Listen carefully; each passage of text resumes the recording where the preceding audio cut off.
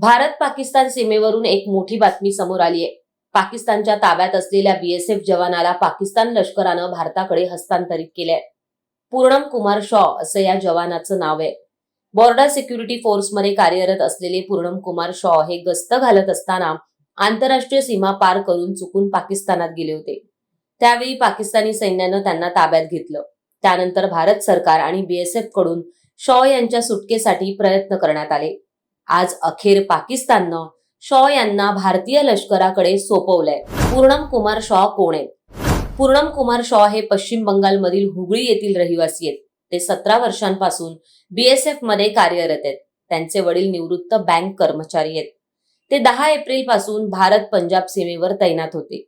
शॉ हे गस्त घालणाऱ्या पथकाचा भाग होते। 23 एप्रिल रोजी पंजाबच्या फिरोजपूर जिल्ह्यात शॉ हे गस्त घालत असताना पाकिस्तानात गेले आणि पाकिस्तानी रेंजर्सनी त्यांना ताब्यात घेतलं।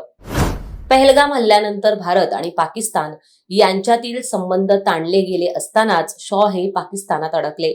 त्यामुळे त्यांची सुटका होईल का यावरून प्रश्नचिन्ह निर्माण केलं जात होतं। शॉच्या कुटुंबियांनीही भारत सरकारशी आणि बीएसएफशी संपर्क साधून त्यांच्या सुटकेची मागणी केली होती। कुटुंबीय चिंतेत असल्यानं सरकारनेही त्यांना आम्ही प्रयत्न करत असल्याचं सांगत दिलासा दिला होता। त्या दिवशी सीमा भागात भारत आणि पाकिस्तान यांच्यातील तणाव वाढत होता। दोन्ही बाजूने हल्ले आणि प्रतिहल्ले सुरू झाले होते।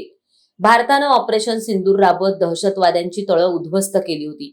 पाकिस्तानी सैन्यानं भारतावर हल्ला केला होता।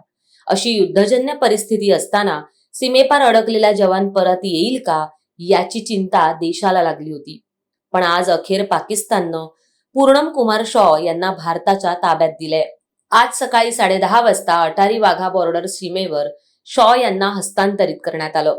त्याचवेळी भारताच्या ताब्यात असलेल्या एका पाकिस्तानी रेंजरलाही पाकिस्तानकडे सोपवण्यात आलं। बीएसएफनेही राजस्थानमध्ये एका पाकिस्तानी सैनिकाला पकडलं होतं।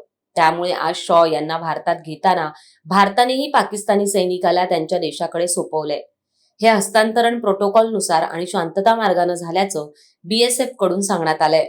तर पूर्णम शॉ परत मायदेशी आल्यानं त्यांच्या कुटुंबियांनी आनंदोत्सव साजरा केलाय। तुर्तास इतकंच। अशाच घडामोडी जाणून घेण्यासाठी माय महानगर लाईव्हला सबस्क्राईब करा आणि बेल आयकॉनला प्रेस करायला विसरू नका।